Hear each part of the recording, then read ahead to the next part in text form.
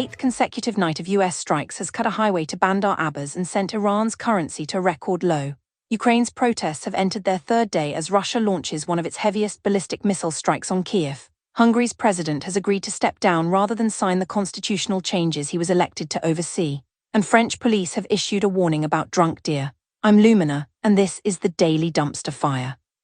The eighth consecutive night of US airstrikes against Iran has shifted the campaign's geography in a deliberate new direction, inland. CENTCOM said the strikes, which concluded at dawn Sunday, hit surveillance sites, military logistics infrastructure, underground weapons storage, and maritime capabilities across locations including Jask, Sirik, Bushehr, Bandar Abbas, Keshem Island, Avaz, Yazd, and La. But the headline target was infrastructure that connects Iran's coast to its interior, a bridge and 2 tunnels on the main highway toward Bandar Abbas, the city that sits at the narrowest point of the Strait of Hormuz. The strikes are no longer just about what Iran can project into the water. They are about whether Iran can move anything to the coast at all. Iran's response has not slowed. Kuwait announced on Saturday that its air defense systems had intercepted and downed Iranian missiles launched at the tiny Gulf state. Jordan reported its highest single-day intercept count of the July cycle. Iraqi air defenses shot down attack drones over Erbil. The air sirens in Bahrain have become routine. The economic cost is now visible in the exchange rate. Iran's rial hit a record low of 1,918,000 to the dollar on Friday, surpassing its previous low as war, inflation, and the blockade compound. The currency has lost more than half its value since the crisis began in June. A tank of cooking oil in Tehran now costs what a family might have spent on a month of groceries 6 months ago. The human cost continues to climb. Iranian authorities said at least 46 people have been killed and more than 400 wounded in US strikes since the two sides met in Switzerland on June 22. The water crisis in 20 villages, 10,000 people without drinking water after the bridge and tunnel strikes, has turned a military campaign into a humanitarian one by accident or design. Shipping through the Strait of Hormuz has fallen to a 3-week low. The blockade was supposed to be about oil tankers. It is now about roads, pipes, and the price of bread.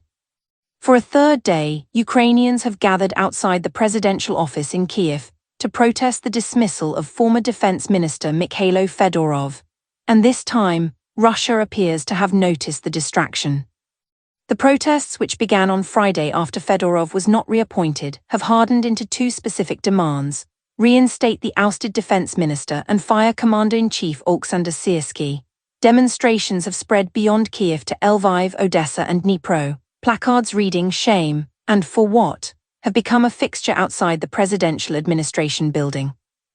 And then, overnight on Sunday, Russia launched one of its heaviest ballistic missile strikes on Kyiv. At least 1 person was killed and 16 others injured. Hours later, a Russian missile strike hit Ukrainian postal giant Nova Poshta's terminal in the suburbs of Kharkiv, killing at least 4 people and injuring at least 19. President Zelensky responded on X, saying Ukraine would continue to respond to Russian strikes in a fully justified and accurate manner.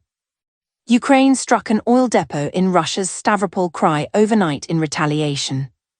The timing is the story's cruelest detail. The protests are in their third day, the Russian strikes are intensifying, and the internal fracture that Fedorov's dismissal exposed, a direct power struggle between the former defense minister and the commander-in-chief, shows no sign of healing. Fedorov admitted this week that he had pushed for Syrskyi to be replaced, a move Zelensky rejected. The former minister then held a press conference accusing Syrskyi of blocking ministry initiatives and, in his words, figuring out how to split the country. The picture is of a wartime leader managing a cascade of fractures while the war accelerates. The drones are still flying, the ports are still being hit, and the protests are not going home. Hungarian President Tamás Suliok has agreed to step down from his role, signing off on constitutional changes that will end his term on July 20, while maintaining his criticism of the push that removed him. Suliok, who was elected in 2024 as a compromise candidate, has been under pressure from Prime Minister Viktor Orban's government to approve a series of constitutional amendments that would consolidate executive power. Suliok resisted. The government pushed harder. On Friday, Suliok agreed to leave, but not quietly. In his resignation statement, he described the constitutional changes as a step backward for Hungarian democracy, and said he was stepping aside rather than being forced to implement them. The timing is notable. Suliok's term was not scheduled to end until 2031.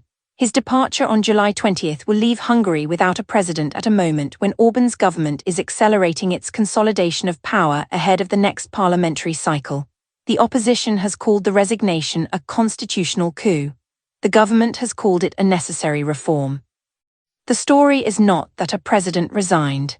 It is that a president resigned rather than sign laws he believed were wrong, and that this is treated as news because it has become unusual. And now, 3 stories from a world in which French police have warned drivers about drunk deer. A group of Kansas teenagers took the Oscar Mayer Wienermobile to prom, and a moose took a nap outside a radio station called The Moose. Story 1. Police in the Saône-et-Loire region of north-central France issued a public warning this week. Watch out for inebriated wildlife. Deer in the area have been eating fermented fruit and running around erratically, displaying what police described as sudden crossing, inconsistent trajectory, immobilization on the road, and disorderly escape. The social media post from local authorities read, "Not all road users are sober." If Bambi overindulges on the forest aperitif, it might not be the time to drive like you own the road. France has now added drunken deer to the list of things its police force has to manage, which is a sentence that would have sounded like satire 10 years ago and now sounds like a routine Tuesday. Story 2. Brecken Andrews, a junior at Seaman High School in Topeka, Kansas, and his friends were at Sonic on a Friday afternoon when they spotted the Oscar Mayer Wienermobile at a nearby grocery store. An idea formed. One of my buddies was like, "Can we rent this thing?" And I was like, "Well, what if we just ask about prom? What if they take us? It's tomorrow," Andrews said. The driver, or hot dogger, as the company calls them, agreed to take the group to prom free of charge. The students arrived at their prom in a 60-foot-long vehicle shaped like a hot dog on a bun.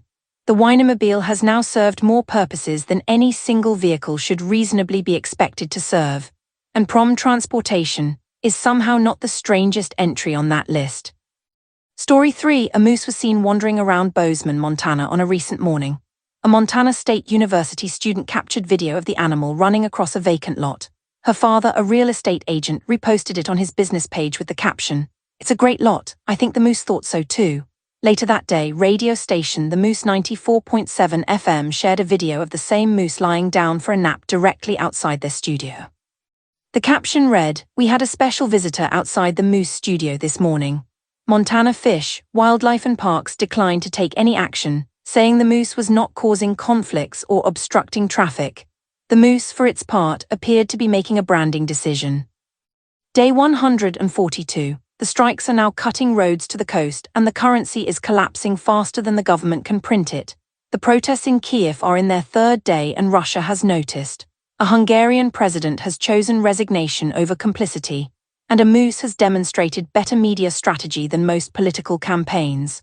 The connecting thread is not that the systems are failing. It is that the people inside them keep making the same calculation, that the machinery will hold, that the protests will tire, that the deer will sober up. They never do.